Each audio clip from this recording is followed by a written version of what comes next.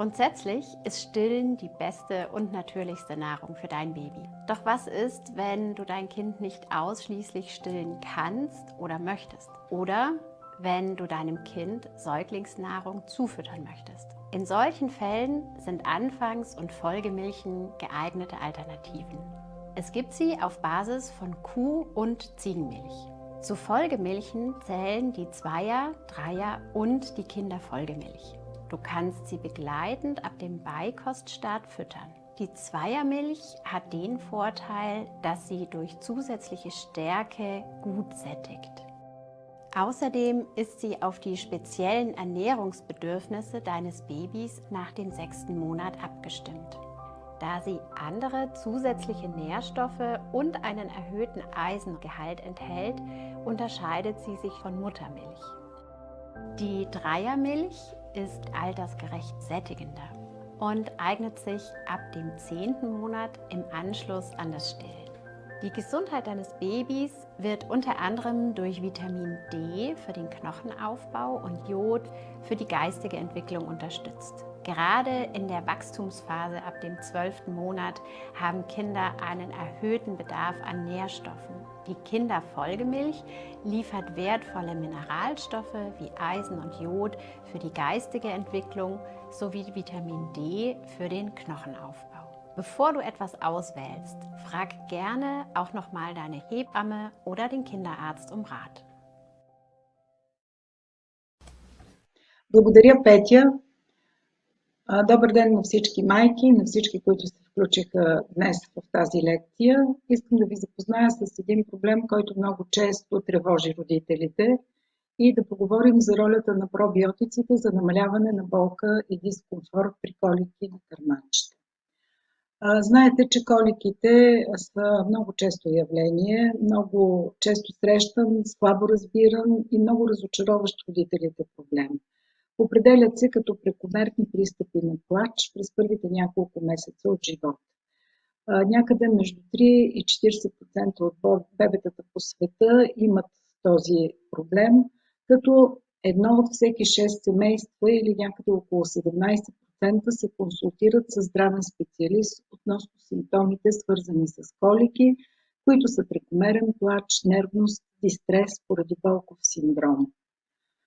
Метаанализ, който включва изследване при над 8000 деца, бебета, показва, че средната дневна продължителност на плача в първите 6 седмици от живота на бебетата е между 117 минути и 133 минути. В следващите 10 до 12 седмици от раждането на детето плача намалява и е средно между 68 минути при кърмачетата, като по-малко от 5% от бебетата имат установен медицински проблем, свързан с подобни симптоми. Коликите според медицинската дефиниция представляват пристъпи на раздразнителност, нервност или плач, продължаващ повече от 3 часа на ден, повече от 3 дни в седмицата, за повече от 3 седмици при здраво бебе на възраст от 2 седмици до 4 месеца и са повтарящи се и продължителни периоди на плач без очевидна причина или доказателство за заболяване при кърмачета под 5 месеца. Най-често поради тази причина притеснените родители посещават и педиатър, детето е здраво, но този плач ги притеснява. Свързан е също така и с проблеми в цялостния живот и комфорт на семейството, много често с проблеми при майката, свързани с депресия, тревожност, загуба на родителска увереност, ранно спиране на кърменето от стреса, който преживява, а в някои случаи и тежки наранявания на бебето в резултат на насилие, нервност и депресия на майката. Има, разбира се, различни методи за лечение. Те включват фармакологично лечение. Това са различни препарати, инхибитори на протонна помпа, симетикон, пробиотици, като един доста нов и съвременен дял от медицината, който търпи много съществено развитие през последните години. Допълнителни терапии, които са включително билкови агенти, лактаза, различни мануални терапии, което представлява масаж, физиотерапия диетични режими, интервенции, родителски и поведенчески интервенции. Тъй като това е проблем, който засяга много семейства, много деца и много родители, през последните години доста активно се работи в този процес, за да се установи кои са най-ефективните методи на лечение. Високо ниво на доказателства съществуват, че пробиотиците са най-ефективни за намаляване на времето на плач при кърмени бебета. Намалява се някъде между 25 и 65 минути времето на плач за 24 часа. Мануалната терапия има умерено до ниско качество на доказателства, показващи също намаление времето на плач, но в по-малък диапазон между 33 и 76 минути, като умерени до ниски доказателства съществуват и показват липса на полза или отрицателен ефект върху плача при колики при употреба на лекарствени продукти. Така че най-силните доказателства за лечението на коликите към настоящия момент има при използване на пробиотици за кърмачета, последвани от по-слаби, но благоприятни доказателства за различни физикални методи и мануална терапия. Защо са толкова важни пробиотиците в този период от живота на детето? Колонизацията и развитието на микробиотата през първите 3 години от живота е много динамичен процес, като през този период бифидобактериите са първите пробиотични култури, които се развиват в стомашно-чревния тракт на кърмачетата и са доминиращи при кърмени бебета. Бифидобактериите произвеждат съответно антимикробни вещества, които потискат и развитието на болестотворни микроорганизми. На тази схема, на този слайд е показана информация колко богато е разнообразието на различни микроорганизми в микробиотата на стомашно-чревния тракт на кърмачетата. Но както виждате, първият и най-разнообразен вид пробиотици в стомашно-чревния тракт на кърмачето, това са бифидобактериите, следвани от лактобацилите, които са в малко по-ограничено количество в микробиотата на децата. Съответно, какво представляват тези пробиотици? Пробиотиците са живи микроорганизми, които прияти в достатъчен обем действат благоприятно върху здравето на организма и на графиката се вижда много добре как при раждането, с напредване възрастта на кърмачето, бифидобактериите са в най-голямо количество. Това е зелената линия, която се вижда на графиката. Обичайно бебетата получават основната си бифидобактериална флора от майката в процеса на естествено раждане и в процеса на кърмене, тъй като те се откриват и в кърмата и се продуцират естествено чрез микробиома на майката. Така че те са едни от най-разпространените, така наречени добри бактерии в чревната флора на здравите кърмачета и малки деца, като най-често се срещат 4 вида бифидобактерии. Това са посочените тук в квадратчето. Няма да ги изчитам, тъй като това е доста специфично, но пък бих искала да кажа, че в млеката на Лактана Био те са съчетани точно, за да помогнат дейността на стомашно-чревния тракт на кърмачетата. Храненето в този период, разбира се, е изключително важно и той е основен модулатор на детската чревна флора. И на графиката, която виждате, са представени данни относно развитието и наличието на различни микроорганизми в микрофлората на кърмачетата. И както виждате, в първите месеци в този така зараждащ се микробиом в стомашно-чревния тракт на кърмачетото, 95% са бифидобактериите, които в първата графика са отсветени в синьо, а при кърмачетата, които са на изкуствено хранене, този процент е 67,8%. Така че те доминират в чревната флора на здрави деца до 3 годишна възраст и при бебета с високи нива на бифидобактерии в чревния тракт има по-малък риск от наднормено тегло в тинейджърска или зряла възраст и свързаните с това метаболитни и други нарушения и проблеми в по-късни етапи от живота. за което съществуват и много научни доказателства. Бифидобактериите имат и много специфична роля върху цялостното здраве на кърмачето и особено върху функцията на имунната система, освен метаболизма, за който говорихме. Те създават една бариера за болестотворните микроорганизми и всъщност чревното здраве на кърмачето определя до голяма степен и имунитета на организма и устойчивостта към различни външни инфекции. Какви са основните здравословни ефекти на пробиотиците? Те оказват терапевтичен ефект при диария, разстройство при кърмачетата, намаляват вероятността от запек, синтезират витамини от групата Б и витамин К, който в този период е много важен за кърмачетата, подпомагат организма при прием на антибиотици, ако се наложи такъв, и оказват терапевтичен ефект при атопични дерматити. Много от съвременните дечица, за съжаление, имат този здравен проблем. Скорошни проучвания, казах, че много активно се работи в тази посока, показват, че чревната микробиота при бебета с колики се характеризира с по-ниски пропорции на бифидобактерии и лактобацили и с по-високи на други видове в сравнение с тези при контролната група бебета, при които или няма колики, или продължителността на раздразнението и плача са доста по-малко в този период. Изследванията са установили, че при прием на бифидобактерии от различните видове, кърмачета с колики, се намалява дневния плач с повече от 50% след 21-дневен прием. Значително се намалява средния брой на епизодите на плач от 10 до 5 пъти, 5 броя. Значително се увеличава средната дневна продължителност на съдня при тези кърмачета, които приемат бифидобактериум бифидум. В края на приема резултатите за физическо, емоционално и социално функциониране на родителя са значително по-високи. Така че добавянето на бифидобактериум е ефективно за намаляване на плача и на нервността при бебета с колики.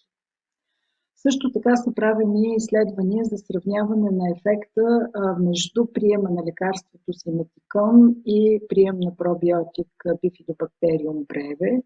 И при двата подхода се намалява значително дневното време на плач. Въпреки това, бебетата, които получават бифидобактерии допълнително, имат значително намалено време на плач още от първата седмица на изследването. И всъщност това проучване прави заключение, че изолираният в кърмата пробиотичен щам на бифидобактериум е безопасно и ефективно лечение на детски колики, което показва по-ранен и по-силен ефект от лекарството симетикон. Също са правени проучвания с други видове пробиотични култури с заключение, че ежедневният прием на бифидобактерии е ефективно лечение за съкращаване на времето на плач поради детски колики и за подобряване на консистенцията на изпражненията. Много често в тази възраст кърмачетата страдат и от запек, което също е доста сериозен проблем. Друго проучване прави заключение, че пробиотиците могат да подобрят терапевтично и превентивно ефектите при колики на кърмачета в рамките на 4 седмици от приложението им. И последните години полезната роля на пробиотиците за намаляване на симптомите на колики и намаляване на ключовите възпалителни маркери при кърмачетата същото са доказани в редица проучвания. Разбира се, тъй като спонсорите на тази презентация са Лактана Био и Теопфер, бих искала да обърна внимание, че млечните формули, които те използват, първо са с биологичен произход и съдържат тези 4 вида бифидобактерии, които са с най-висок относителен дял в микрофлората на стомашно-чревния тракт на кърмачетата, както и дълговерижни полиненаситени масни киселини. Този специфичен вид комбинация от 4 щама е създаден през 1966 година и е базиран на повече от 50 години до момента научен опит. Млеката съдържат комплекс от 4 естествени бифидокултури за подпомагане на чревната микробиота. Те са най-разпространените в детския организъм, преобладават в естествената чревна флора на кърмените бебета и обикновено бебетата получават основната си бифидобактериална флора чрез раждането и кърменето, но тези, които не могат да осъществят нормално раждане или са родени с цезарово сечение, и тези, които родители и майки нямат възможност да кърмят, имат една добра алтернатива с тези формули млека, които се предлагат на българския пазар. Паралелно с това, тези млека съдържат всички необходими хранителни вещества за едно добро начало на живота, като включените в състава на млеката за кърмачета хранителни вещества са съобразени с изискванията на европейското и национално законодателство, които са изключително строги и дават параметрите за състава на тези млека, така че те да се доближат максимално до кърмата и да осигурят растежа и развитието на децата в съответната възрастова група. Бих искала да обърна внимание на няколко специфични съставки в млеката за кърмачета Кьопфер. Едното е наличието на докозахексаенова киселина. Това е една дълговерижна масна киселина, която допринася и е изключително важна в този период за нормалното развитие на зрението на кърмачетата, като благоприятният ефект се получава при дневен прием някъде около 100 мг. Това е мазнина, която е от групата на омега-3 масните киселини. Другия специфичен вид добавка към тези млека, това е арахидоновата киселина, която спада към групата на омега-6 масните киселини и съвместно тази комбинация между омега-3 и омега-6 масни киселини са структурни компоненти на всички тъкани, необходими са за синтеза на клетъчните мембрани. Мозъкът, ретината, други невронни тъкани са особено богати на тези дълговерижни масни киселини и това играе решаваща роля в развитието на централната нервна система на кърмачето и са изключително важни за развитие на нервната система. Също така естествената алфа-линоленова киселина, която е от групата на омега-3, допринася за развитието на мозъчните и невронните клетки на кърмачето.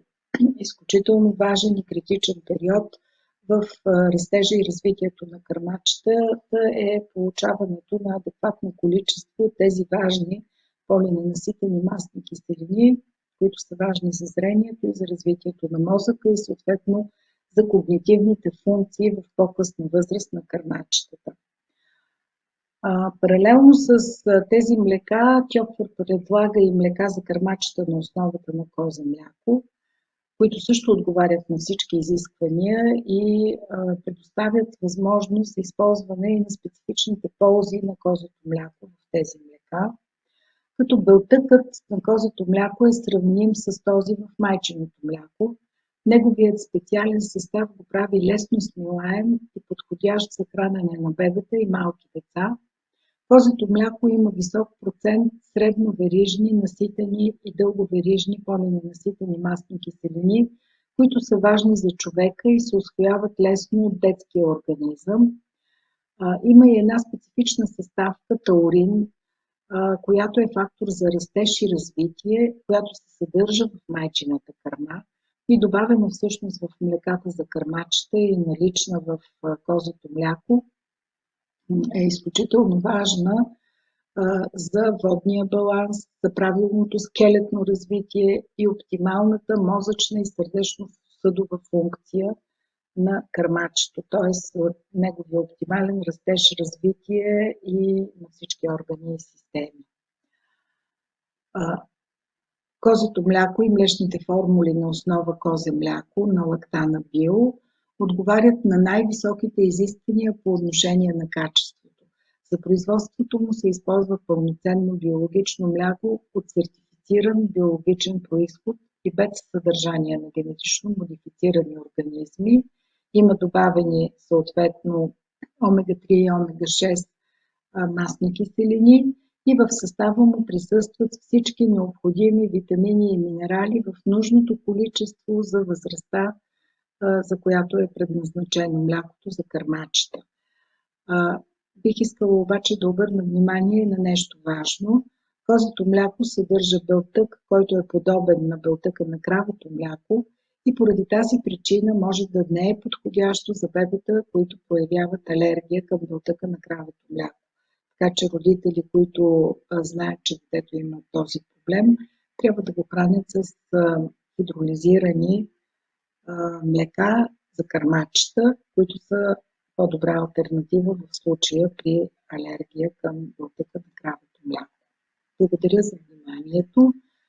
Готова съм да отговарям на въпроси, ако имате такива, и се надявам, че информацията, която получихте, ще бъде